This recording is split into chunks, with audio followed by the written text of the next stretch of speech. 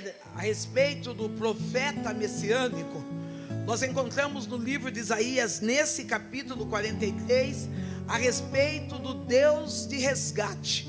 E ali no versículo 13 diz assim: ainda antes que houvesse dia, eu sou, e não há ninguém que possa fazê-lo escapar das minhas mãos. Operando Deus, quem impedirá?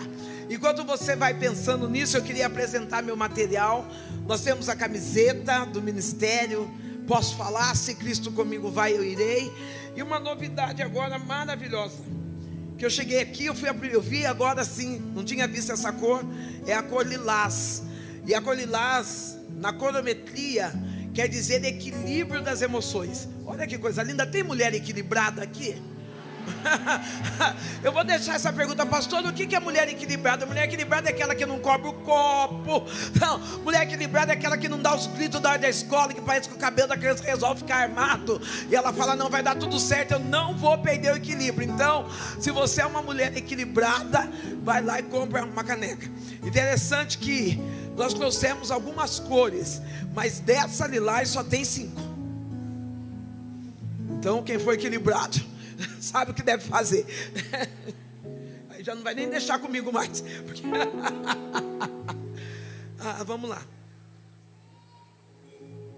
No livro de Isaías, no capítulo 43 e no verso 13, Isaías está como profeta, trabalhando em favor de um povo que está desequilibrado, um povo que está preocupado com as dores que eles viveram no passado, um povo que está carregando marcas de perdas. E aí Deus levanta Isaías para trazer novamente Isaías ao foco.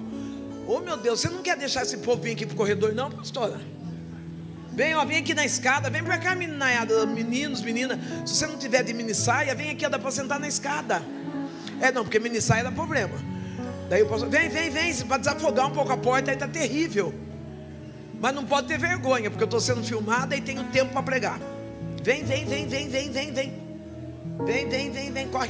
corre. Só os que estão cheios de Cristo, venha para frente e sente na escada no nome de Jesus. Pronto. Ó, aqui já apareceu, desse lado tem alguém cheio de Cristo? Se tiver cheio, vem aqui e senta na escada.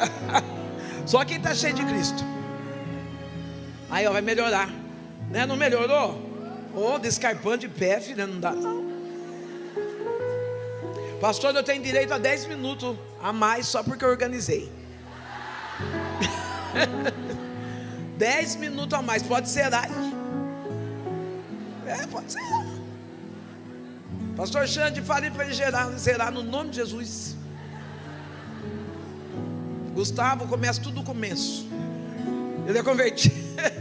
Pronto, aí deu certo agora. Zerado, bora. Quando nós começamos a ler o livro de Isaías, nós começamos a ver Isaías trabalhando com um povo que está desmotivado, com um povo que perdeu o seu equilíbrio, porque diante das lutas e das adversidades, tudo que o inimigo quer é que nós venhamos perder o nosso equilíbrio.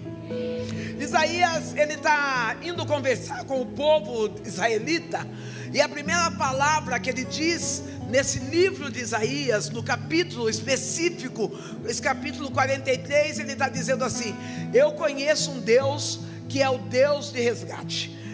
Nessa noite eu quero convidar você a levantar a tua mão e dizer que esse resgate chegue até a minha casa, que esse resgate chegue até a minha família, que esse resgate chegue sobre a minha identidade.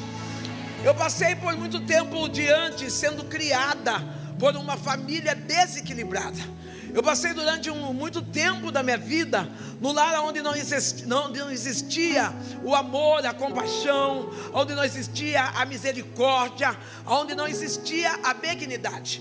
Uma criança que foi abusada aos 8 anos de idade.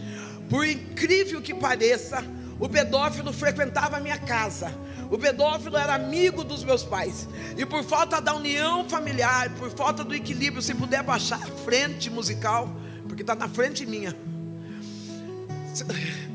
por causa do desequilíbrio que existia dentro de casa, quando eu passo por aquele processo de pedofilia, eu não tenho pai e mãe para poder contar aquela dor. Meu pai era um homem alcoólatra, um homem que tinha um sério perfil de falta de caráter, um homem que adulterava e trazia homens e mulheres para dentro do nosso lar, um homem que ele, em tempo de calor, ele fazia xixi na garrafa, na jarra de suco, e colocava dentro da geladeira, para quando eu chegasse da escola, ou a minha mãe chegasse do trabalho, viesse daquela empolgação de matar a sede, a gente virava e ia beber, quando ia ver era a urina do meu pai que estava ali naquela jarra. Uma família realmente destruída, uma família sem nenhum equilíbrio. Durante algum tempo da minha vida, eu disse que o que faltava na minha casa era dinheiro, o que faltava na minha casa era porque faltava amor, mas eu entendi que na minha casa o que faltava era Jesus Cristo. Eu quero dizer que na sua casa pode faltar dinheiro, pode faltar comida, o que não pode faltar é a presença de Jesus Cristo. O que não pode faltar é o amor de Jesus sobre a minha e sobre a tua vida. Foi nessa ausência de Jesus que eu cresci nesse lar destruído, dessa ausência de Jesus que eu encontrei com um homem mais velho do que eu, que muitas das vezes, para me trazer para perto, ele usava uma das linguagens poderosas do amor, que é a linguagem de afirmação. Eu não sei se hoje você na sua casa disse para sua esposa, você disse para o seu esposo, para o seu filho: eu te amo. A palavra de amor também é um gesto de servir. Quantas vezes nós fazemos um arroz, um café, e ninguém para para olhar e dizer: obrigado porque você cuidou de mim, obrigado porque hoje você dispensou um tempo para fazer uma comida gostosa. Aquele homem, ele começou a trazer umas qualidades que eu não encontrava dentro da minha própria casa. Dentro da minha casa eu era burra, eu era brava, eu era chata. Dentro da minha casa eu era uma criança barulhenta. Eu costumo dizer, pastor Andrade, que se fosse fazer para as pessoas que têm mais de 50 anos, se fosse fazer alguns estudos, todos nós, acima de 50, passamos por TDAH. Todos nós passamos por doenças mentais, só que nós não tínhamos médico para que viesse nos analisar, para que viesse dar uma receita. E aí aquele homem, naquela palavra de afirmação trazendo para a minha vida, quando menos eu esperei, ele me estrupou.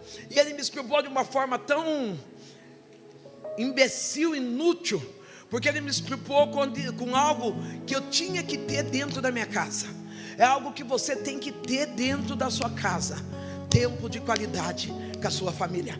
Não adianta você ser excelente no altar, não adianta você ser excelente no teu trabalho, não adianta você ser maravilhoso com o seu vizinho, se você não for uma bênção para a tua família. Não adianta você guardar a melhor louça, guardar a melhor toalha, guardar o melhor talher para receber visita, se você não dá um tempo de qualidade para a sua casa, para a sua família. Minha casa foi destruída. Eu entendo que como criança, aos meus 8 anos, quando eu fui estrupada, quando eu subi no altar esses dias, eu até chorei de emoção, porque eu lembrei de Malco. Quando Pedro cortou a orelha de Malco, ele não estava cortando apenas uma orelha, ele estava cortando um projeto, ele estava cortando um sonho, ele estava cortando algo que Malco já vinha se dedicando para ser. Mas veio Jesus e colou a orelha de Malco no lugar, dizendo: ninguém corta, ninguém tira aquilo que eu determinei para você ser. Talvez no meio daquele estrupo, daquela violência, Satanás estava dizendo: ela nunca vai ter um encontro com Cristo, ela nunca vai ter uma família. Mas aí veio Jesus, colou minha orelha de volta e me deu uma família maravilhosa, para eu poder dizer: eu e a minha casa, nós servimos ao Senhor. Aquele homem, aquele pedófilo me seduzia com pão novo. Aquele pedófilo me seduzia com uma lata de sardinha. Aquele pedófilo me seduzia com bife. Porque muitas das vezes, os finais de semana do meu lar, ela é a espera do término de uma feira, para que eu, minha mãe e meu pai fôssemos catar na feira aquilo que sobrou. Eu lembro a minha mãe recebendo de presente de aniversário uma lasanha da patroa dela, e meu pai, quando vê aquela travessa de lasanha, o meu pai evacua em cima da lasanha, para que eu e minha mãe não viéssemos comer. Uma casa destruída, uma casa sem paz, mas a misericórdia de Deus alcançou minha casa. Seja profeta nessa noite, diga: a misericórdia de Deus vai alcançar a tua casa. O meu pai, com 37 anos, ele passa de frente de uma igreja evangélica. Deus começa a trabalhar na nossa família desta forma. Nós vamos morar próximo de uma igreja evangélica. Naquela passagem de indas e vindas a serviço, a minha mãe e meu pai, eles frequentavam um terreiro espírita, o qual se dá o nome de Candomblé. Naquelas indas e vindas, o meu pai escutava a igreja de Cristo dizer: glória a Deus, aleluia. E meu pai dizia assim: eu não consigo entender esses crentes. No meio da luta, no meio da prova, eles ainda encontram forças para ir para um culto e glorificar ao Senhor. Tem muita gente aqui em São Mateus que parou e está dizendo: o que é que está acontecendo na DEPEC? Que eles ainda param para dar glória a Deus e aleluia. Não, talvez você não entendeu, mas tem vizinho passando aí e está dizendo: está na prova, está desempregado, está doente, o marido está nas drogas, está com outra, mas Deus ainda levantou um povo santo para dizer: glória a Deus. Oh, se você pode, aplaude a Jesus nessa noite, exalta, glorifica Ele.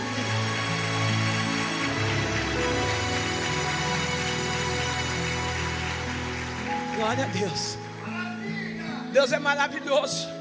O meu pai, com 37 anos de idade, ele passa num culto pentecostal, num culto cheio da presença de Deus. Não, quando eu digo culto cheio da presença de Deus, não é aquele culto que sapateia, não é aquele culto que cai no espírito, porque tem gente que cai no espírito, mas quando levanta parece que está endemoniado, porque é cheio de palavrão, cheio de ira. Não adianta cair no espírito se você não consegue ficar de pé na presença. Não adianta sapatear no espírito se quando você está na presença você se perde, você se vende, você perde o seu equilíbrio. Meu pai passa naquela igreja e ele sente no coração de entrar ali. Enquanto ele entra no culto, a palavra que é liberada naquela noite na vida do meu pai, deixando frisado que o meu pai na época tinha 37 anos de idade. A palavra que é liberada para o meu pai é essa: eis que o Senhor, o teu Deus, estou te preparando um lugar. Aquele homem que é bravo, aquele homem que é praticante da violência doméstica. Existem vários âmbitos da violência doméstica. Algumas pessoas pensam que a violência doméstica é agressão física, mas existe a agressão mental, a agressão financeira. Mas outro dia a gente fala sobre isso. Eu sei que aquele homem entra na igreja com 37 anos de idade. A palavra que vem liberada é essa: o Senhor, o teu Deus, estou te preparando um lugar. O meu pai, ele recebe a palavra e ele entrega a vida dele ao Senhor Jesus Cristo. Meu pai chega em casa feliz. Ele chega em casa com a Bíblia na mão, dizendo: olha, eu entrei ali na igreja dos crentes e eu recebi uma palavra extraordinária. A minha mãe está olhando para o meu pai sem entender muita coisa, e aí ele diz assim: olha, Deus tomou o pastor e disse: eis que ele está me preparando o lugar. A minha mãe, que não era entendida, não conhecia o poder sanador de Deus, ela começou a esbravejar, começou a falar palavrões, pegou a Bíblia, começou a bater com a Bíblia no meu pai. O meu pai, que era pavio curto, um homem estourado, ele estava parado olhando para minha mãe, e ele dizia assim: olha, você pode fazer o que você quiser, mas nada vai tirar a minha paz. A primeira coisa que eu entendo: quem tem Cristo não perde a paz. Não, quem conhece a Cristo, ele não fica desesperado com o que estão postando sobre ele no Instagram, ele não fica desesperado do que estão falando com ele. Quem tem Cristo, ele tem. Você tem paz aí? Quando a minha mãe vê que o meu pai está decidido a servir a Jesus, ela diz: então você vai embora de casa, eu quero que você saia da minha casa. Eu sou criança, eu estou com os meus 11 anos de idade, eu agarro nas pernas do meu pai, porque embora meu pai fosse um péssimo homem, ele era meu pai. Ele não era um homem provedor dentro de casa, mas ele era o meu pai. Eu não tinha a dimensão daquilo que o meu pai prejudicava a minha mãe. Eu acho tão lindo como quando a mulher e o homem têm uma saúde mental, um equilíbrio emocional, que não coloca os seus filhos contra os pais. Tem muitos casamentos que terminam e o pai ou a mãe coloca os filhos contra, dizendo: tá vendo? Aquele seu pai, ele não presta. Tá vendo a sua mãe? Ô querido, existe ex-marido, existe ex-mulher, mas não existe ex-pai, não existe ex-mãe. Uma das melhores coisas que tem é você preservar o nome que estão tentando roubar de nós, que é chamado família. Ainda que venha desvincular um casamento, não deixe que os laços da família sejam quebradas. Não traga assuntos adultos no meio de crianças, porque crianças não têm capacidade de dar a solução para o seu problema. Eu choro porque o que eu estou vendo ali, meu pai vai embora. A minha mãe, com piedade de mim, ela olha e fala assim: vamos fazer o seguinte, você vai dormir aqui hoje, porque a Sandra está com esse escândalo aqui, mas amanhã cedo eu quero que você vá embora. Meu pai, ele sorri para minha mãe e ele fala: fique em paz, Deus já me preparou um lugar. Ainda bem que alguém deu glória aqui. Quando foi de madrugada, a minha mãe contava que ela sentia um calafrio, uma indisposição no corpo. Ela levanta e vai acender uma vela para os Exus, para aquilo que ela acreditava, para aquilo que a crença dela trazia. Ela está fazendo as oferendas para os Exus, e quando ela levanta, ela vê uma sombra saindo do quarto. Ela diz: tem gente em casa. Ela vai correndo chamar meu pai.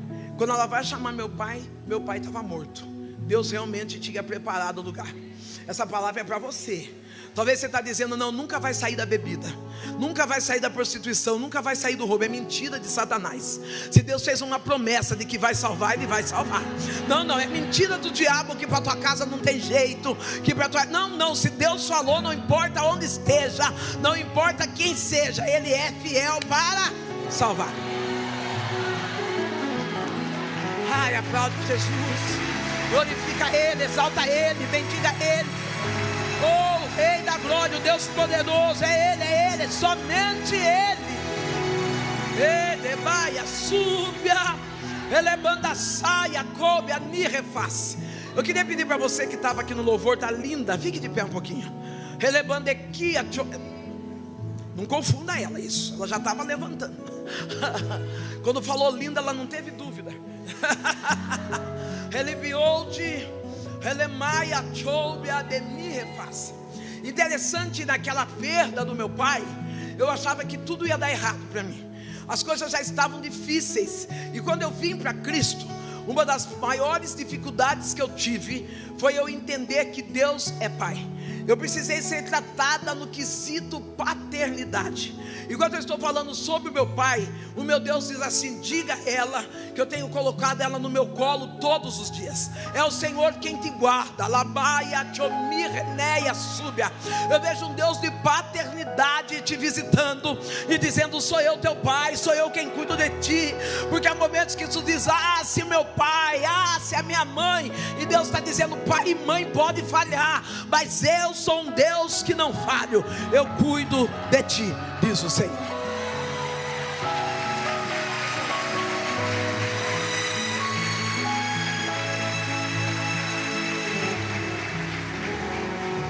Paternidade. Ficam duas pessoas desequilibradas. Meu pai morre, fica minha mãe, uma mulher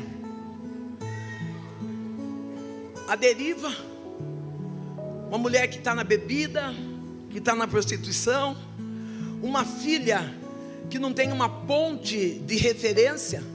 Eu era uma filha tão fora da casinha que eu batia na minha mãe.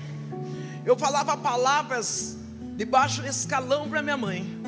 Você vai dizer: por quê, pastora? Porque é o que eu aprendi dentro da minha casa. Dentro da minha casa eu não aprendi o que é elogio. Dentro da minha casa não era nem pavio curto, era sem pavio mesmo. Lá na minha casa, a minha mãe estava na rua, eu arrancava a roupa da minha mãe. Eu gritava com a minha mãe. Eu vinha vindo com as dores do escrúpulo, com as dores do abandono, querendo descontar tudo em cima daquela mulher. A minha mãe ficou viúva com 35 anos de idade. Que bom que tem vários adolescentes aqui do meu lado. A minha mãe, ela tinha de tudo para reconstruir a história dela. ela tinha de tudo para ter a oportunidade de refazer a história dela, mas eu não deixei. Eu tinha ciúmes da minha mãe. Minha mãe começava a namorar, eu começava a ficar endemoniada. Eu caía, eu vomitava, eu tinha febre. Eu começava a soltar palavrão, eu dava no namorado dela, eu batia, eu jogava as coisas na cara dele, ô adolescente. Quando eu fiz 38 anos de idade, a minha mãe já estava com seus 60 anos. Passou uma vida toda cuidando de mim, cuidando do meu filho. Quando eu fiz 38 anos de idade, eu casei, pastor. Passei a mão nas minhas coisas e fui embora viver a minha vida. Ficou minha mãe sozinha lá em casa. Quantas das vezes minha mãe chegava para mim após um culto da escola dominical e ela dizia: filha, eu vou almoçar na sua casa hoje. Eu, pastora de igreja, eu dizia: não, mãe, hoje eu fui convidada para almoçar na casa de fulano de tal. Minha mãe teve que viver a dor do abandono. Eu estou dando uma dica para você, adolescente. A sua mãe, independente se ela casar com outra, ela vai continuar sendo sua mãe.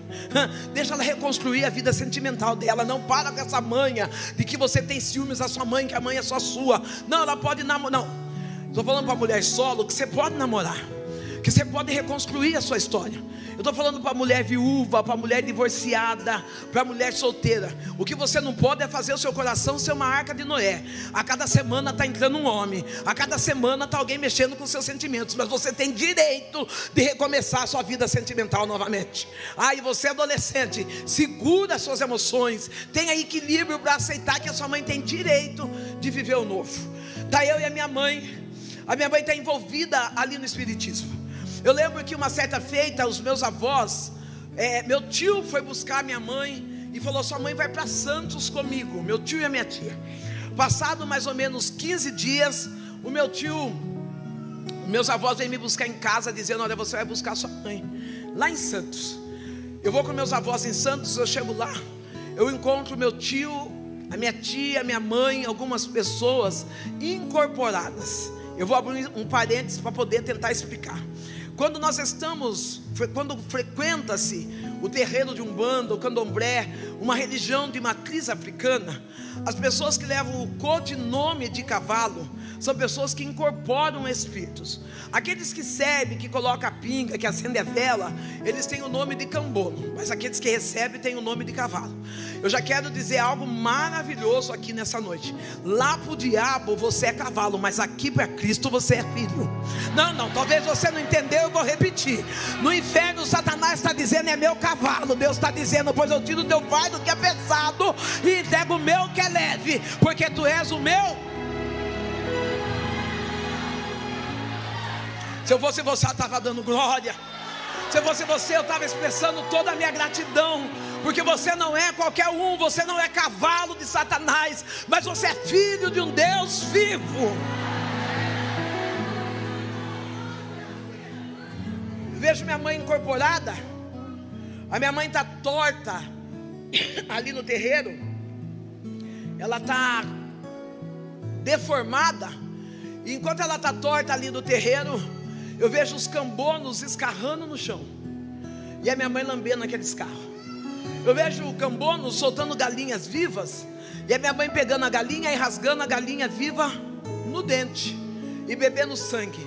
Sacrifícios que eu vi a minha mãe fazer em cemitérios, em encruzilhadas, em cachoeiras.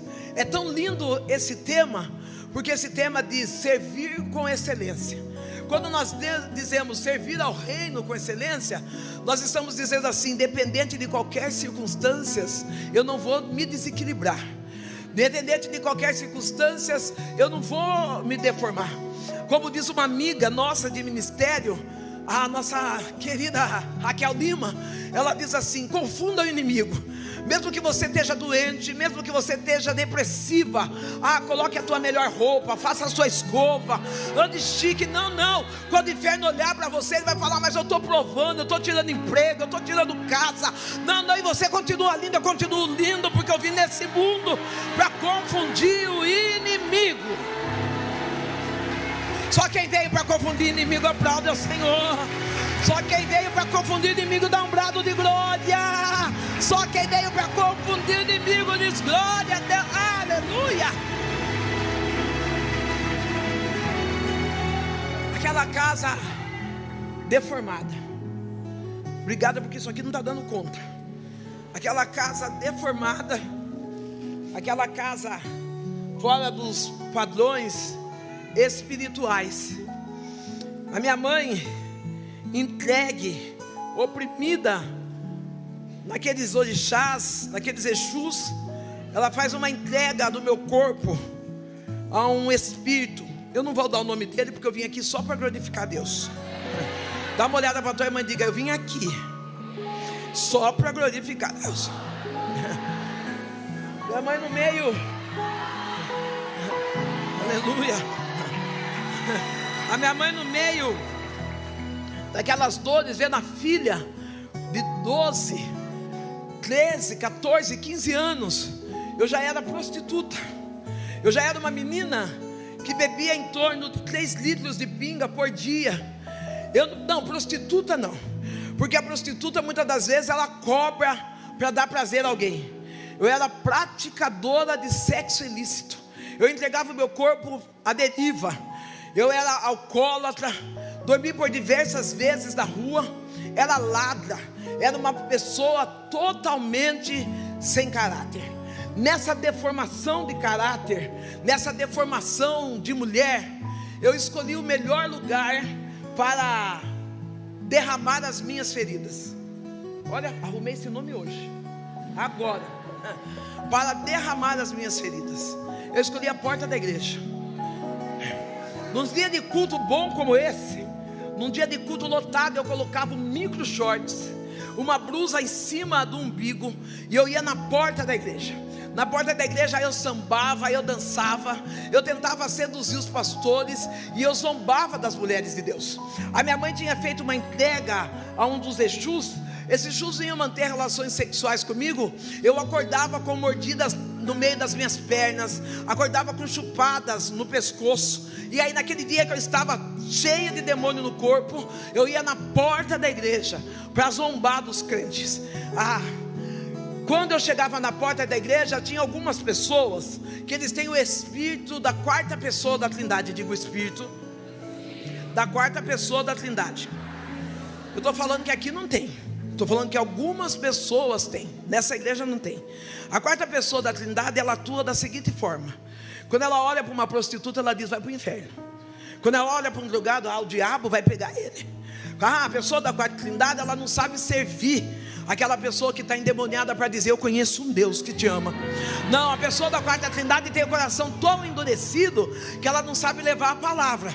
Mas aquela prostituta, aquela mulher seminua na porta da igreja, embora os adultos virassem o rosto para mim, uma criança com apenas 6 anos de idade, ela vinha correndo até mim, me abraçava e dizia: Sandrão, se tu soubesse como Jesus te ama.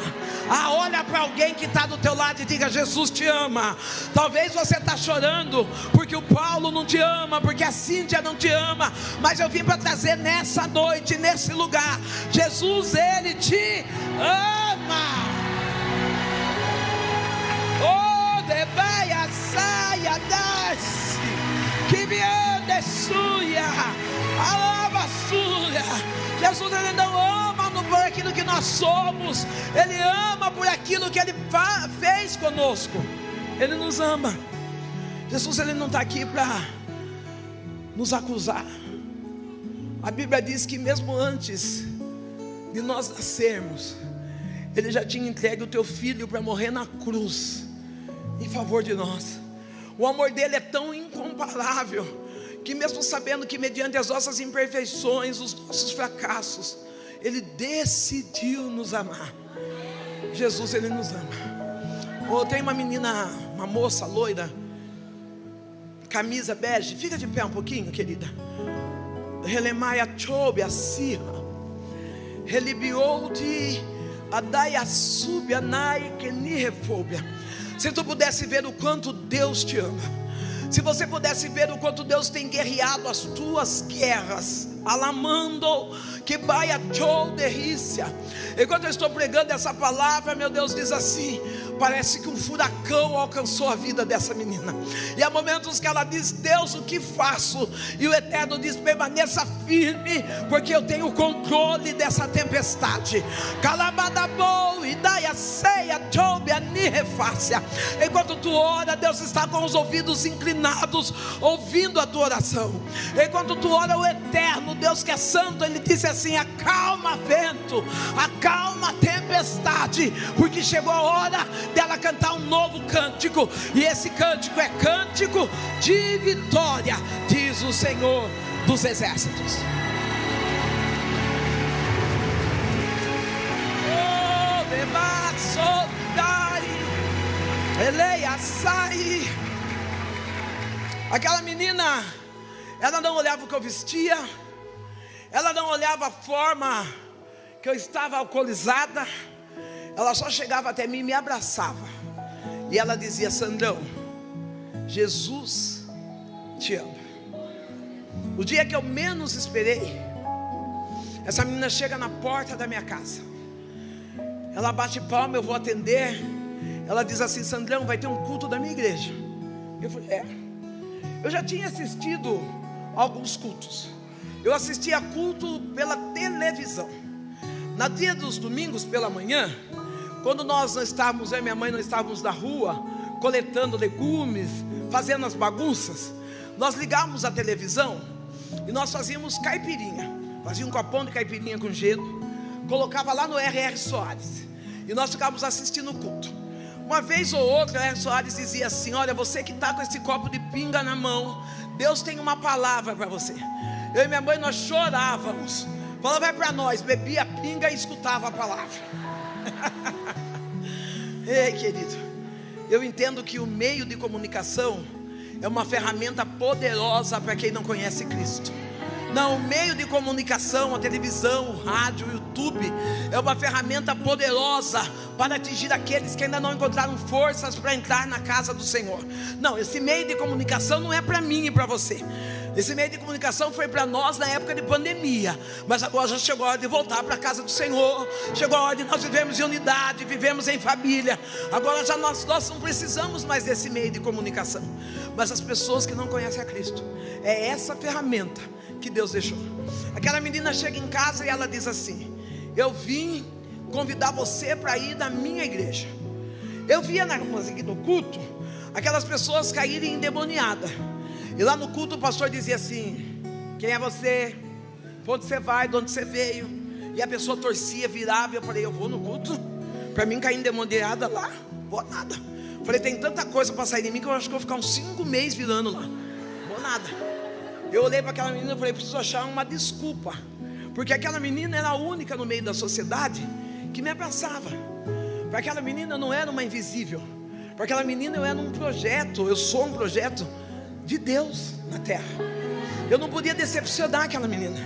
Eu falei assim: vamos fazer um combinado. Eu só vou na sua igreja o dia que você for na minha. Aquela menina, ela não sabia que eu frequentava o terreiro de Umbanda. Filha, você vai trazer o banheiro inteiro aqui. Aquela menina, ela não sabe. Deixa em paz, descanse, filha. Deus é bom. Aquela menina, ela não sabia que eu frequentava o terreiro espírita. Ela não sabia que nós éramos praticantes da religião, da seita chamada Candomblé. Mas os pais dela sabiam. Os pastores daquela igreja, eles sabiam. Então a primeira seta que eu lancei foi essa: o dia que você for na minha igreja, eu vou na sua. Aquela menina esboça um sorriso tão lindo para mim, que parece que vejo ela sorrindo hoje. E ela disse para mim: se eu for na sua igreja, você vai na minha? Eu falei: eu vou. Ela falou: então fica tranquila, porque eu vou pedir para o meu pastor, se ele deixar, eu vou. 6 anos de idade, ela já sabia o que era cobertura espiritual. Não, com 6 anos de idade, ela não era aquela que ficava mandando mensagem no Instagram para ver se a cartomante gospel tinha uma palavra para ela. Não, com 6 anos de idade, ela não é aquela que vai na missionária chorar para ver se Deus tem resposta. Com 6 anos de idade, ela disse: eu tenho um líder espiritual, eu vou conversar com ele primeiro. Se ele me autorizar, eu vou. Ah, querido, Deus está dizendo nessa noite: para de ficar correndo atrás de cartomante gospel, para de ficar correndo atrás de missionário para receber revelação. Você tem líder espiritual que está orando, que está pagando preço para você ter uma vida vitoriosa na presença de Cristo. Aquela menina, ela vai embora, e eu confesso, eu fico tranquila. Eu falei: imagine, o pastor dela sabe que eu bato tambor, o pastor dela sabe que nós fazemos entrega na encruzilhada, que nós amarramos o nome de pessoas em boca de sapo, que a gente pula 7 ondas. O pastor dela sabe quem nós somos. Numa noite de sexta-feira, aquela menina de 6 anos, ela chega linda em casa, chega bem vestida, arrumada. Interessante que quem está no candomblé, a noite de sexta-feira é dado como sexta-feira maior. É onde os espíritos, os exus, a linha da esquerda, eles têm mais potencialidade para atuar. É onde fazem amarrações de desmanche de casamento, de desmanche de empresas, de falências. É na noite de sexta-feira que acontecem esses níveis de trabalho. Eu trouxe uma palavra para você. Lá no candomblé precisa de uma sexta-feira para que o adversário tenha força. Mas o Deus que eu e você servimos, Ele é forte na segunda, Ele é forte na terça, Ele é forte na quarta, Ele é forte todos os dias da nossa vida. Não, o nosso Deus, Ele não precisa de sexta-feira maior. Ele trabalha na segunda, Ele trabalha na quarta. Ah, levanta a mão só quem acredita que Deus trabalha todos os dias da nossa vida.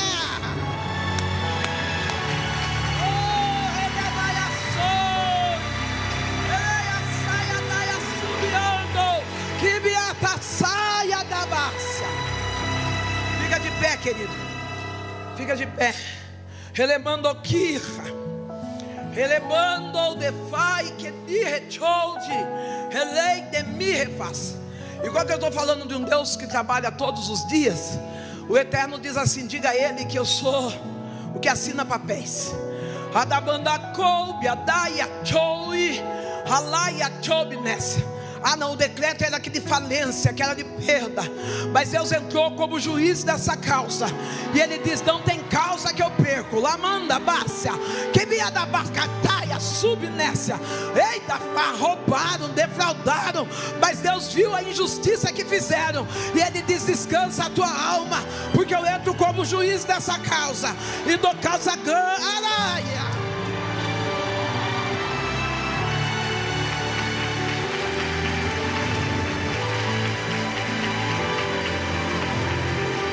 A causa está ganha. Deus não perde batalha. Ele vem como juiz nessa causa. Ele descansa o coração. Saia hoje de posse da sua vitória.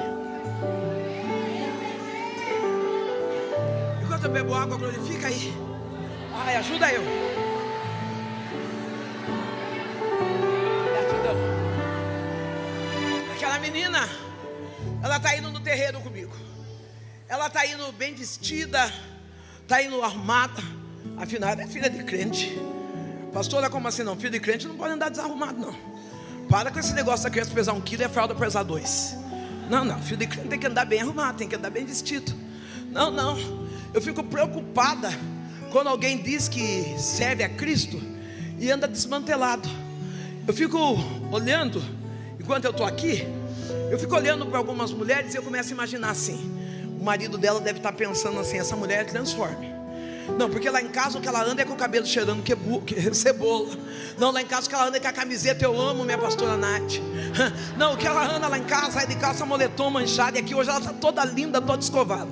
Eu quero dizer que você precisa aprender a ser rainha dentro da tua casa. Você precisa aprender a servir dentro da tua casa.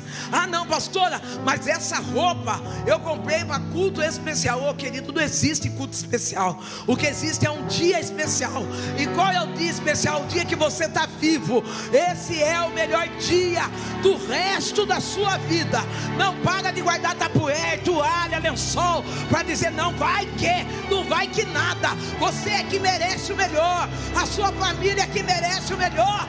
Nós que somos filhos de Deus merecemos o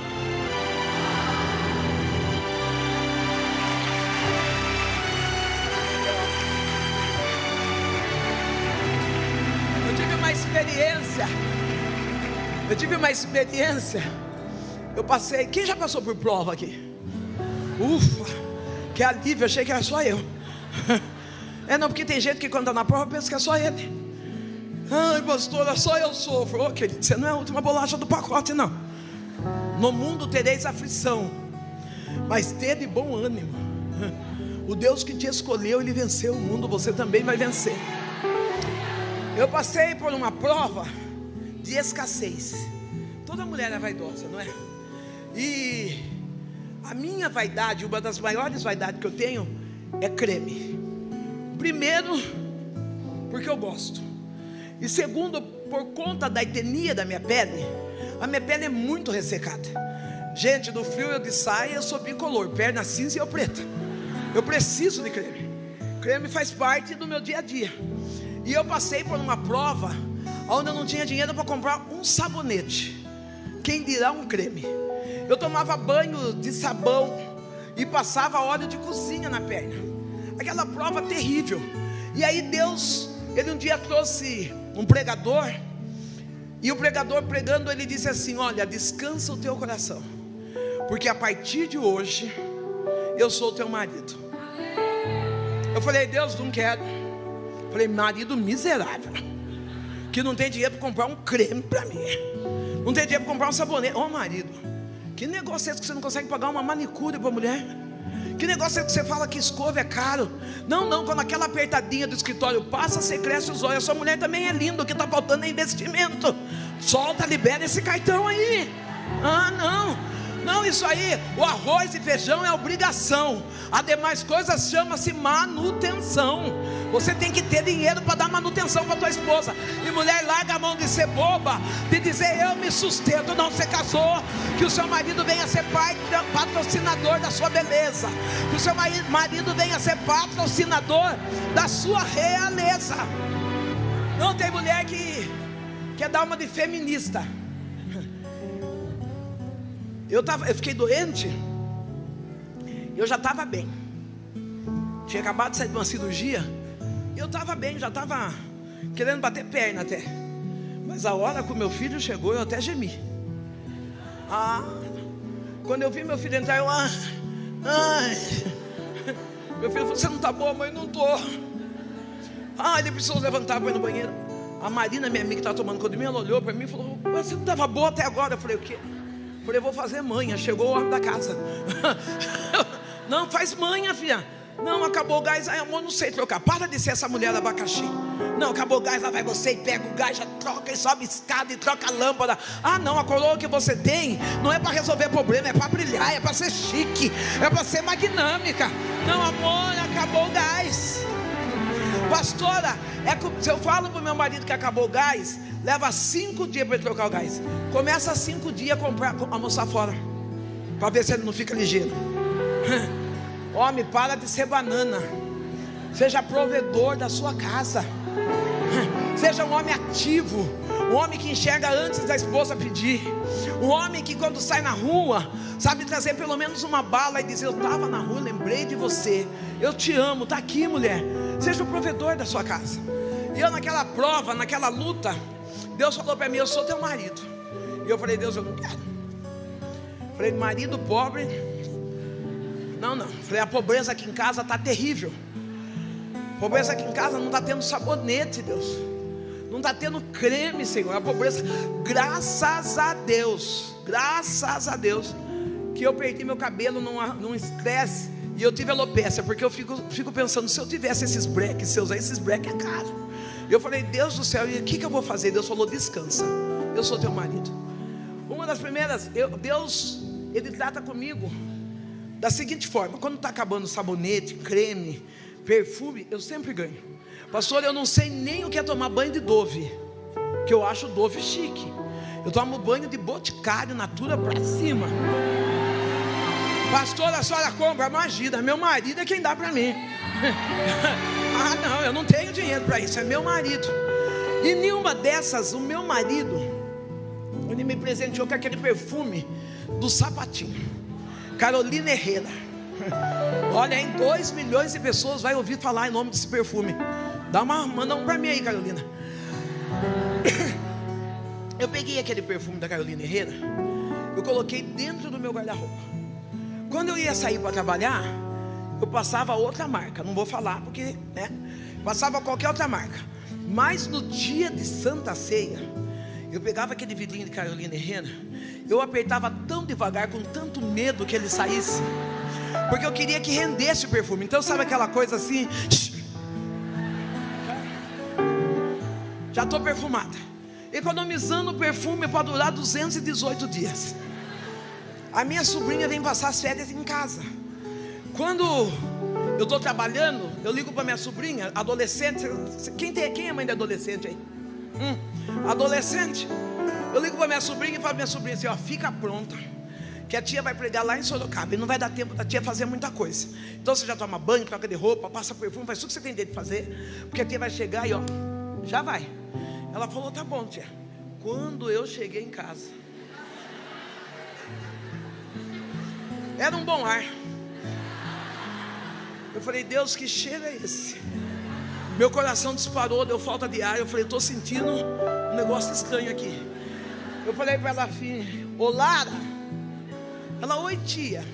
Eu falei, você passou perfume? Ela falou, passei. Eu falei, que perfume você passou, minha amada? Ela falou, ai tia, aquele lindo do Sapatinho. Gente, meu coração parece que ia sair para a boca. Eu fui olhar, eu vou aumentar. Ah, ela passou uns 10 ml. Ah, ela passou. Eu olhei para o Sapatinho assim, falei, Deus, eu não vou cultuar sem condições. Quando eu quis chorar daquele perfume, o meu Deus disse para mim, eu dei para você. Você não usou porque você não quis. Ah, interessante que todas essas bênçãos, todas, a bênção da paz, da saúde, da prosperidade, a bênção do amor, está tudo aí para a gente usar. A gente não usa porque a gente não quer, não porque a gente prefere fazer confusão, fazer fofoca, andar de cara feia. Ô querido, começa a usar a bênção de hoje, começa a usar a bênção de agora no seu presente. Viva a alegria da bênção de hoje. Aquela menina, ela está levando uma mulher destruída para o terreiro, 6 aninhos de idade, segurando na minha mão. Ela me leva até a minha igreja. Eu a levo até a igreja. Quando chega ali no terreiro, eu coloco ela no primeiro banco e eu digo comigo. Eu falei assim, cuidado desses crentes. Ela vai ficar tão endemoniada que a igreja vai precisar fazer culto de libertação para livrar ela dos espíritos do mal. Eu coloco ela no primeiro banco da igreja. Nós entramos na parte do terreiro, aquela parte fechada com cortina. Começamos a colocar os aparatos, as roupas dos guias ali dos Exus, para começar a riscar o ponto. Tem uma moça que está de vestido de, eu acho que é chocolate essa cor, cappuccino, não sei. Na minha época era tudo marrom, mas agora é tudo diferente. Fica do seu lado, cutuca ela. Você nega? Yes. Eu fui para a Inglaterra, eu aprendi a falar inglês. Yes. Relemada súbia, relibiou de caia chou de sirra. Enquanto eu estou falando dessa menina, o meu Deus diz assim, diga para ela que eu sou o médico dos médicos. Alabando de faia chou de sirra. O Deus da cura está descendo nessa noite e vindo ao teu encontro. Alamanda subnécia de que rebácia. Não haverá morte, não haverá morte, porque o Deus da cura entrou. Ah, não, disseram que é macumba, que amarraram o nome não sei aonde. Deus está dizendo, eu vim para quebrar toda a maldição lançada sobre a tua vida, e manifesto a cura cura emocional e física sobre a tua história, diz o Senhor. Aleluia. Se é para Jesus, tem glória. Se é para Jesus, tem aleluia. Se é para Jesus.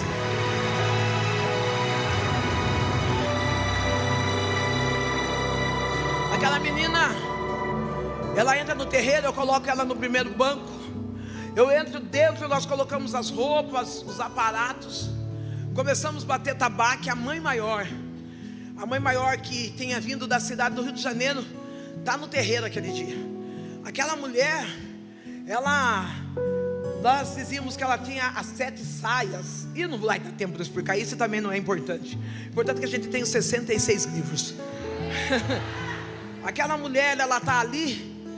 E quando nós abrimos a cortina, nós começamos a bater a tabaque e a riscar o ponto no chão. Aquela menina, eu percebo que ela está de joelhos. E quando ela está de joelhos, quando ela percebe o barulho, dos tambores, ela levanta, senta e coloca a Bíblia dela no colo. Nós começamos a bater o tabaco e riscamos o primeiro ponto. Nada aconteceu. Começamos a bater tabaco de novo, jogou pólvora no chão, pinga, nada aconteceu. Batemos o ponto pela 3ª vez e nada aconteceu. Aquela mãe maior, ela para, ela olha para as pessoas que estão ali para tomar passe e ela diz: quem é essa menina? Quem trouxe ela? Eu digo: fui eu. Ela diz: então tire ela daqui, porque o que está nela é maior do que o que está em nós.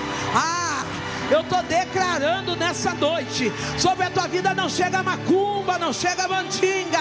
O que está sobre você é maior. Não grita para o céu ouvir.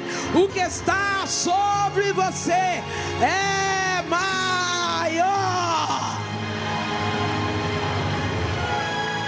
Faz barulho para o céu entender que você já faz barulho para Deus saber que você diz: não tem ferramenta preparada contra mim que vai prevalecer. Deus é maior, Deus é maior, Deus é.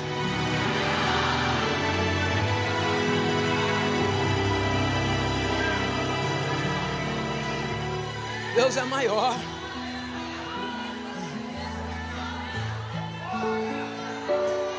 Não existe Deus maior do que o nosso Deus. Não existe Deus maior que o nosso Deus. Eu saio dali com uma menina de 6 anos segurando na minha mão e perguntando: quem é esse que parou o inferno para que a glória dele fosse manifestada? Quem é esse que manifestou a graça, a bondade dele, para que a glória dele fosse revelada em nós? Você fica de pé, querido. Você fica de pé. Elemaia chou yasi, elibiou desi radaia, kenirvo. Enquanto eu olho para você, eu vejo algumas pessoas que te chamam de sonhador, te chamam até mesmo, pela falta do meu vocábulo, de aventureiro. Sabe a pessoa que é atrevida, que parece que não mede as consequências? E você já quebrou muito a cara.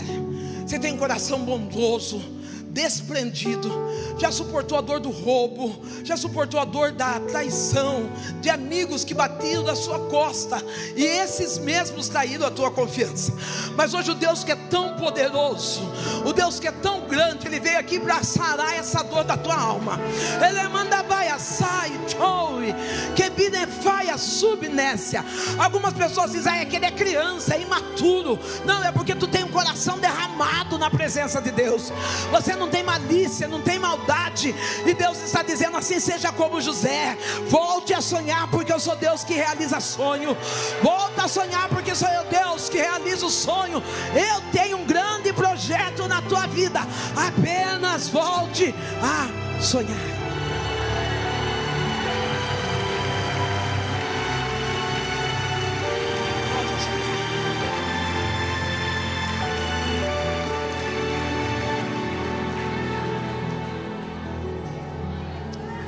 Aquela menina, ela segura na minha mão.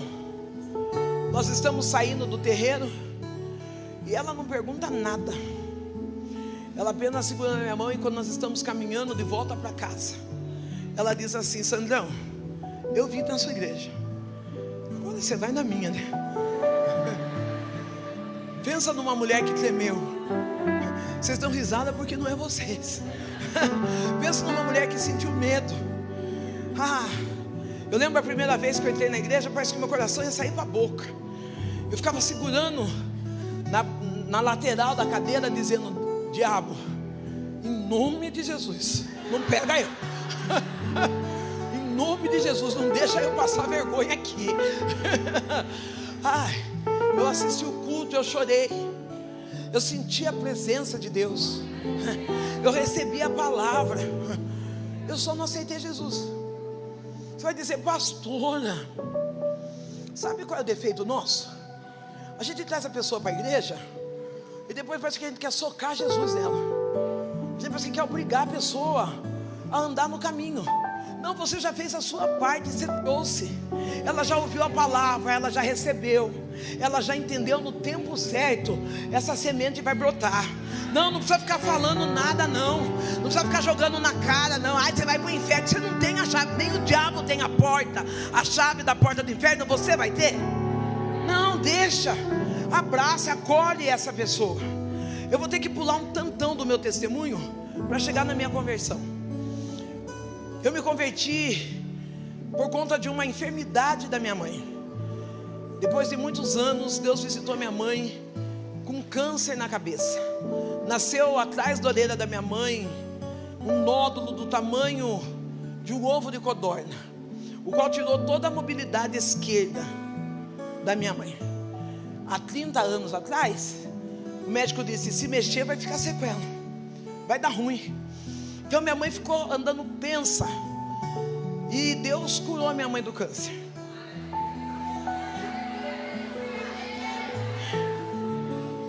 Eu entreguei minha vida para Jesus bêbada.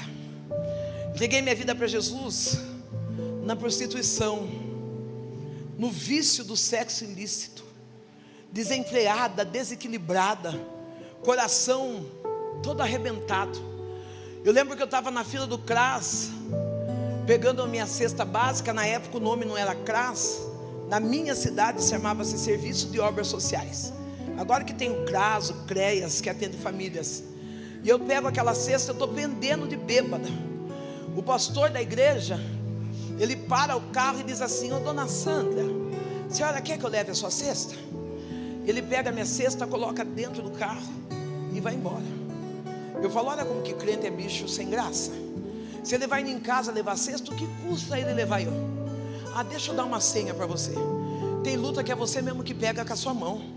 Não, começa a selecionar quem você coloca dentro do seu carro, quem você coloca dentro da sua casa. Começa a selecionar para quem conta a sua história. Não para de ser o jacaré da vez, o mais bocudo, que fala mais. Aprenda a fechar a sua boca. Não é um tal de querer fazer reuniãozinha e trazer todo mundo, e aí de repente é o adultério que chega, é o roubo, é a traição. E aí você fala: foi o diabo. Não foi o diabo, não. É você que está abrindo a porta para qualquer um. É você que não está selecionando as suas amizades. Está na hora de você começar a selecionar quem vai entrar dentro do seu carro, quem vai entrar dentro da sua casa. Aquele pastor vai embora, eu vou para o bar. Eu vou para o bar e vou para o bar revoltada. Eu chego no bar, peço minha pinga, e quando eu estou bebendo meu primeiro gole de pinga, me vem a memória: minha mãe está doente. Eu entro no banheiro, no bar, eu dobro os meus joelhos e falo: Deus, se o Senhor curar minha mãe, eu vou entregar minha vida para o Senhor. Eu vou ser crente. Eu já tinha o meu filho, o Jonathan, não está aqui hoje. Já tinha o meu filho. Eu falei: se o Senhor curar minha mãe, eu vou ser crente, e nada vai fazer eu desviar dos caminhos do Senhor. No caminho, eu encontrei com uma irmã, e a irmã disse, eu disse para a irmã assim: ó irmã, se Deus curar minha mãe, eu vou ser crente. E a irmã disse para mim assim: você? Eu toda seminua, toda arrebentadora. Ela falou: Deus não precisa de tranqueira. E eu começo a ver que Deus é especialista. Deus é reciclador. Ele pega a tranqueira, faz vaso de barro e coloca tesouros escondidos. Não Deus, Ele é especialista em pegar aquilo que o mundo jogou fora. Ele diz: eu alindo, além de eu pegar, eu trato e faço um vaso novo e coloco tesouros escondidos aonde? Dentro dele. Ah, não, talvez estão dizendo: você não serve, você não presta, você não encaixa. Eu vim aqui para dizer: eu sou resposta de alguém que diz assim: olha, Deus escolheu você e vai ser você mesma. Quantas das vezes, pastor? Quantas vezes, pastora Nath, eu disse para Deus: não dá, não pode ser eu. Me falta, eu não sou muito delicada. Me falta eu, das princesas, eu sou a Fiona. Das princesas, eu sou uma ogra. Eu não gosto desse negócio de segurança atrás de mim. Eu não gosto de gente puxando eu para lá e para cá, não gosto. Eu gosto de abraço, eu gosto de... os meninos já estão dando risada. Eu gosto de abraço, mas começou a querer fazer que eu seja popstar, me dá um nervo. Ai, me dá uma gastura. Eu não gosto. Às vezes eu chego em igreja, tem tanta gente ali. Não toca nela. O que não toca nela? Eu andava mijada, cagada para a rua, o povo escorria de mim. Agora que eu estou usando perfume importado, não toca de mim. Deixa eu.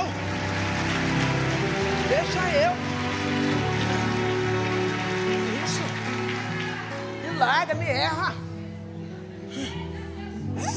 Porque sabe o que eu penso? Naquela época que eu era alcoólatra, eu precisava de alguém que me segurasse. Naquela época que eu era alcoólatra, eu precisava que alguém me desse um banho, que alguém me desse uma comida. Não tinha ninguém. Agora não, atrás da Sandra Alves todo mundo quer. Não pega nela, não toca nela. Ah, sai de mim, me erra, deixa eu. Eu vou abraçar, eu vou apertar, eu vou beijar, eu vou tirar foto. Eu não quero nem saber. Eu estou vivendo a vida e vou viver a vida com muita alegria. Não tem nada melhor do que viver com Cristo. A minha mãe, eu estou no bar, e lá no bar eu começo a lembrar da frase da menina. Olha como que o evangelho, ganhar almas para Jesus, é fácil demais. Diga: ganhar alma para Jesus é fácil demais. Tem pessoas que falam assim: eu não ganho alma porque eu não sei pregar. Você não precisa saber pregar, você tem que saber amar. Servir é um gesto de amor. Quando eu estou aqui, eu transpirei e transpiro muito. Até que eu gostaria de tirar, mas não posso. Já que eu comprei essa roupa para vir aqui, eu vou sustentar o look até o final. Eu olhei a paleta, eu falei: eu vou comprar. Então eu vou suar até o final. Mas que eu não tiro, eu não tiro. Filho, roupa é para usar. Eu já me assei, olhei para a pastora, falei: se ela aguenta o blazer, o que é uma camisa? Derreto, mas não sai da pose.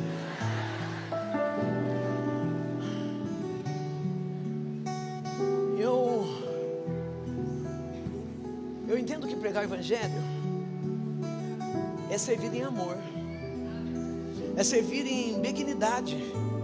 Tem pessoas que acham que pregar o evangelho é aquinotar. Eu vejo tantos pregadores que são cheios de Deus só quando está com o microfone na mão.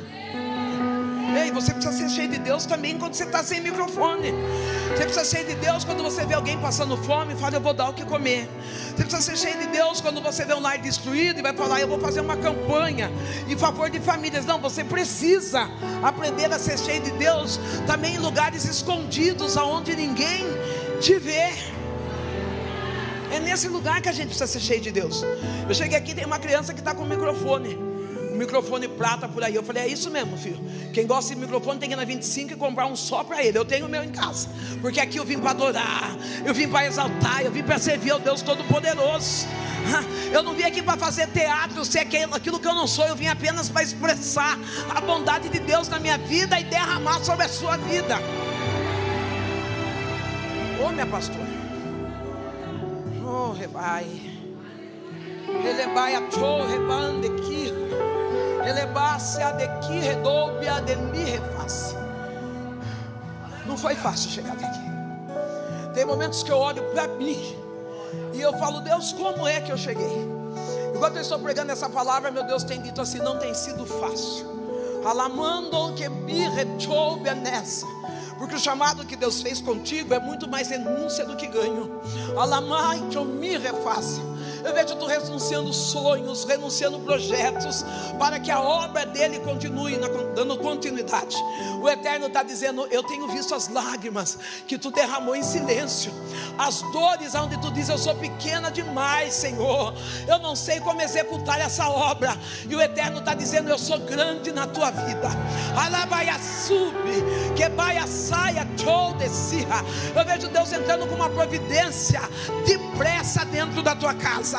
Ele diz: tu não vai precisar pedir emprestado, tu não vai passar vergonha, porque o Deus da providência entrou dentro da tua casa.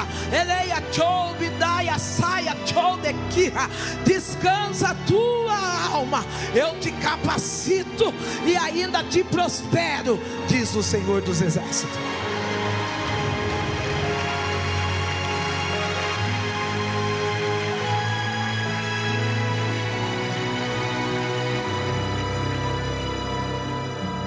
Eu estou no quarto bebendo, eu entro dentro do banheiro, bêbada, eu dobro os meus joelhos e eu digo assim: Deus, um dia uma criança disse que o Senhor me ama.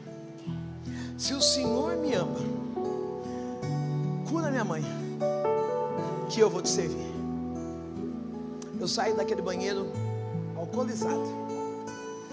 Eu chego em casa, a minha mãe fala: o pastor passou aqui, ele deixou sua cesta. Eu falei: mãe, contei a história para ela. Ela disse: eu sei. Ô filha, você já viu a vida desse pastor? Eu falei: não, mãe, minha mãe nunca tinha entrado dentro da igreja. Eu falei: não, mãe. Ela falou: olha, o pastor, ele, quando vai sair para trabalhar, a esposa e os filhos levam ele até a porta. Ele beija os filhos, beija a pastora. Falou pastora, beija a esposa.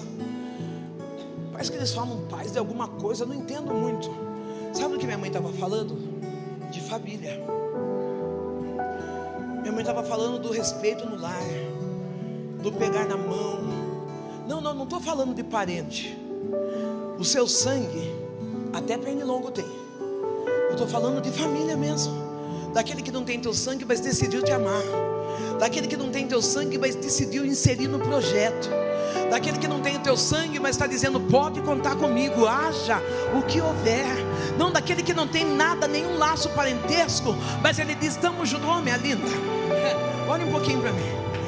Interessante que enquanto eu estou olhando para você, o meu Deus está dizendo assim: ó, eu estou levantando uma família no exterior. Então é porque não tem laço sanguíneo. Relemassa aqui, rebaça. Deus está trazendo um movimento para que tu vá ter experiência fora do Brasil. Tu diz assim: decaia, tchou, descirra. A minha família, as minhas condições não tem como.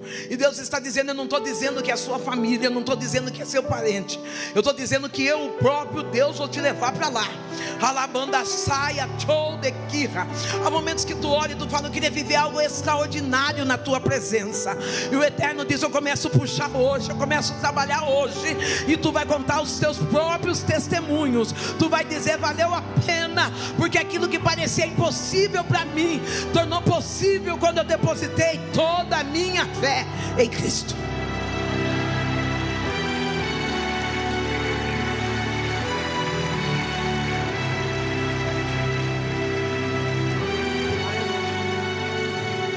Aleluia. Glória a Deus. Deus é bom. Dá uma cutucada no teu irmão e diga: Deus é bom. Ele é lindo, Ele é maravilhoso. Oh, meu Deus.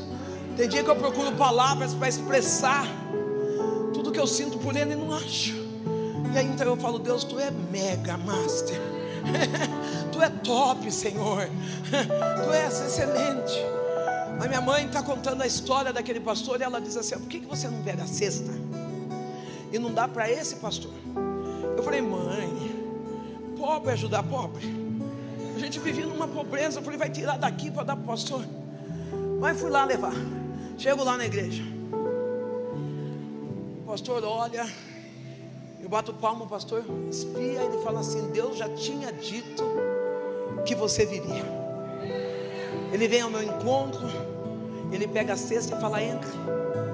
Me coloca dentro da igreja, chama seus filhos, sua esposa. Ele diz: eu quero orar pela senhora. eu estou bêbada e estou semi-nua. E eu falei, eu quero. Eu dobro os meus joelhos e a oração que ele faz é essa: Senhor, está aqui a tua filha, que fez uma oração no banheiro daquele mar. Na hora eu fui batizada com o Espírito Santo. Na hora a graça e a bondade de Deus foi derramada sobre mim, como que fosse um relâmpago de transformação dentro da minha vida. Eu levantei daquele ciclo de bebida, de cigarro. Eu levantei completamente transformada. Eu estava olhando aquelas borboletas e eu lembrei da minha transformação, porque mudança é o que acontece do lado de fora, transformação é o que vem de dentro para fora. Não, mudar o seu jeito de vestir, mudar o seu jeito de andar é fácil demais. Difícil é mudar o seu caráter. Difícil é ser moldado por Deus, ser tratado e falar assim: não sou mais eu quem vivo, é Cristo que vive dentro de mim. No meio daquela mulher alcoólatra, cheia de dores, Deus me derrama da tua graça. À noite eu já estou na igreja, de shorts curto, blusa curta, mas sã, sem nenhum cheiro de cigarro, sem nenhuma bebida, adorando a Deus. No segundo dia eu estou do mesmo jeito, seminua, sã, adorando a Deus. Terceiro, quarto, quinto, sexto dia, eu estava numa igreja sarada, pastora. Uma igreja que não apontava os meus pecados. Ei, querido, para de apontar pecado dos outros, você não está dando conta nem do seu. Para de apontar dos outros. Eu sentava no meio das irmãs, com os pernão de fora, a barriga de fora. As irmãs me abraçavam, traziam para perto. Algumas delas, aquelas senhorinhas do coque, pegavam um pouco da saia, davam uma ajeitada para descobrir a parte da minha perna. 1,70 m, um só de perna. Tentava cobrir, até que um dia uma moça muito chique, que na igreja sempre tem aquela irmã que é a mais chique, né? Ela chegou para mim e falou assim: querida, vai ter um chá em casa das amigas, você não quer ir? Eu falei: o que é isso? Primeiro que eu não sabia que era amigo. O que é isso?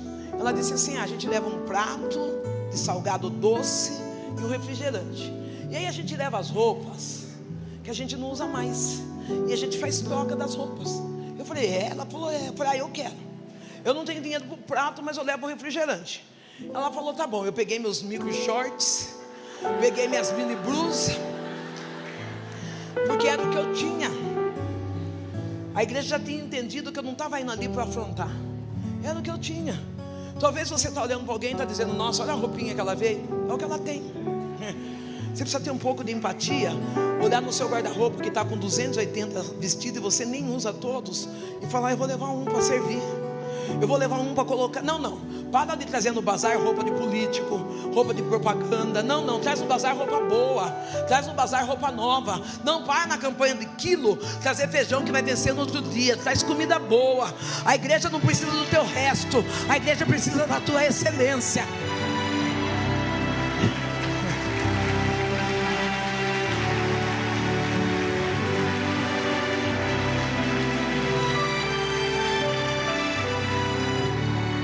Fui naquele chá de amigas, cada tinha uma mesa, elas colocaram as roupas delas, eu também coloquei as minhas.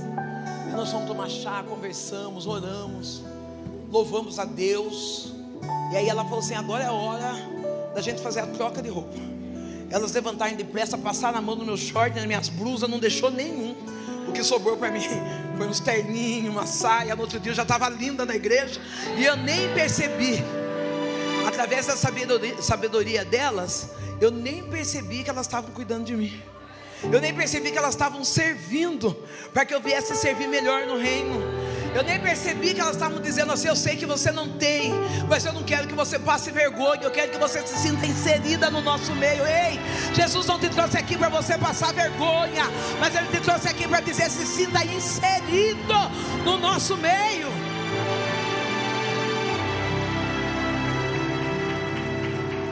Se é para Jesus, pode aplaudir mais forte, viu? Se é para Jesus, pode dar glória. A igreja tem que ser inclusão e não exclusão.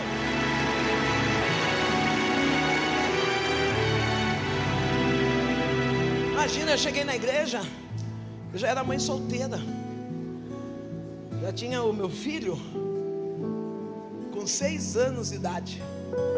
O maior desafio que eu enfrentei, pastor Eduardo, Rogério, foi ser líder de jovens, uma prostituta, nova convertida. Se perguntasse para mim onde está o livro de Gênesis, eu não sabia. Mas o pastor olhou para mim e falou: você tem um chamado, eu vou colocar você para liderar os jovens. Falei: eu? Sabe quantos jovens tinha na igreja?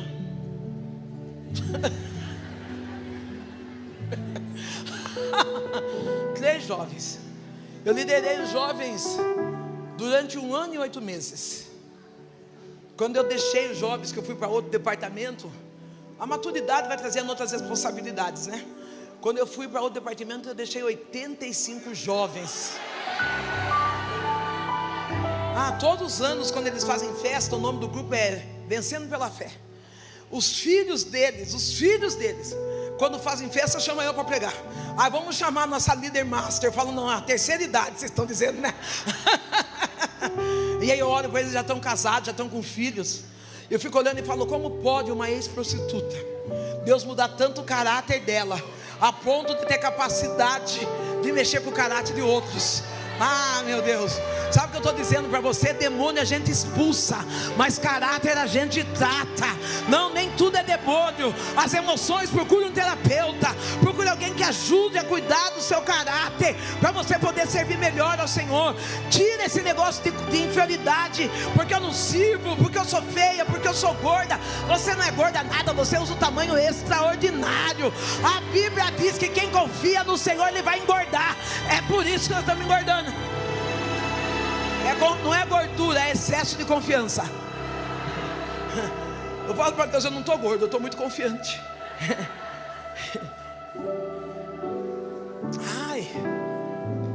Estava tomando uma injeção para emagrecer. Cara, emagreci 5 quilos. Falei: vou comer.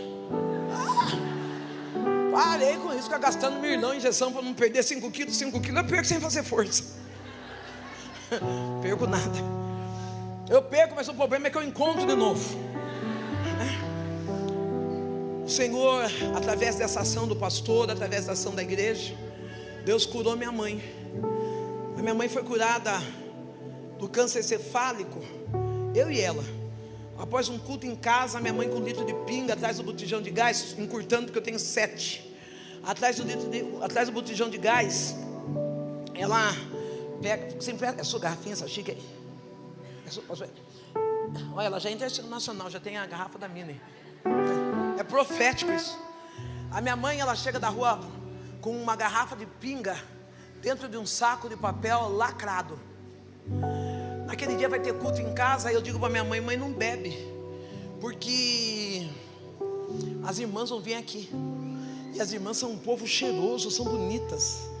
A minha mãe, ela fala assim: olha, eu não vou beber agora, mas quando essas filhas de Deus saírem daqui, não foi filha de Deus que ela falou, não. Quando essas filhas de Deus saírem daqui, eu vou beber.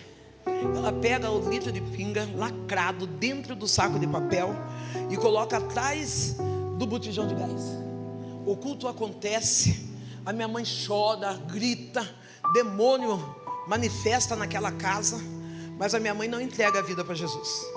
Quando acaba o culto, a minha mãe fala: graças a Deus que essas irmãs foram embora.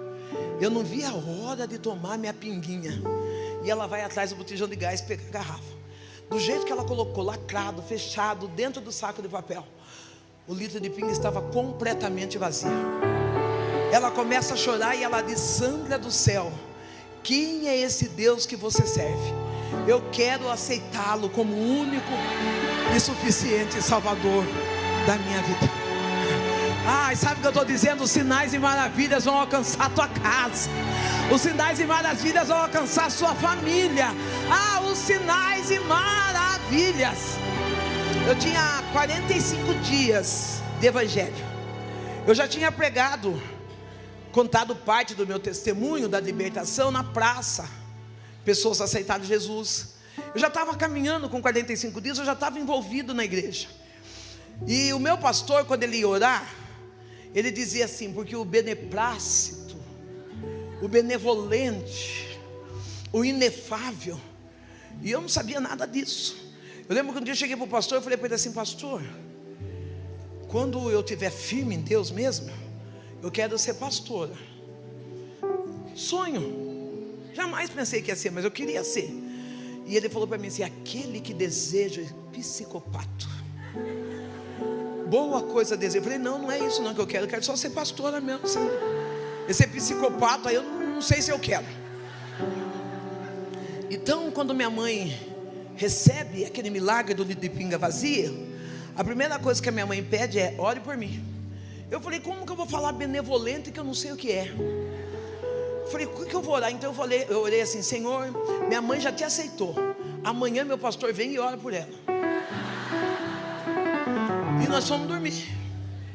Quando é de madrugada, Deus me chama para orar. Eu vou num canto da minha casa, na sala, especificamente num sofá, e eu dobro os meus joelhos e começo a chorar, e falando para Deus: eu não sei como falar, eu não sei como expressar o meu amor por Ti, falando do meu jeito. Senhor, perdoa os meus pecados, porque se tem uma coisa boa que o verdadeiro cristão tem, é todo dia pedir perdão do pecado. Não, quando a gente se sente master top, que não peca, a gente já está desviado. Então é bom de lembrar que a gente é pecador. Temos pecados diferentes, mas somos pecadores. E eu estou ali pedindo perdão dos meus pecados. Deus falou para mim: levanta e vai orar pela tua mãe. Eu levanto, eu chego até minha mãe. Eu não sei o que fazer, mas eu chego até ela, coloco as mãos sobre ela e faço essa oração: Pai nosso que estais nos céus,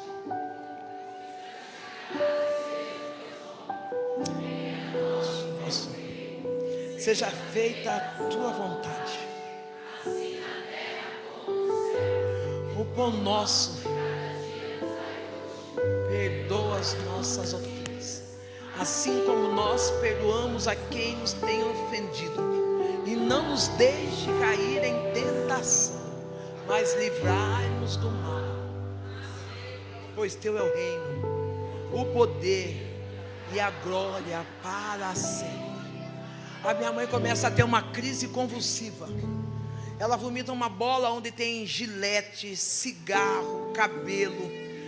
Ai, eu fico desesperada, vou chamar o pastor entra ali dentro de casa, estoura aquela bola, sai um odor fétido.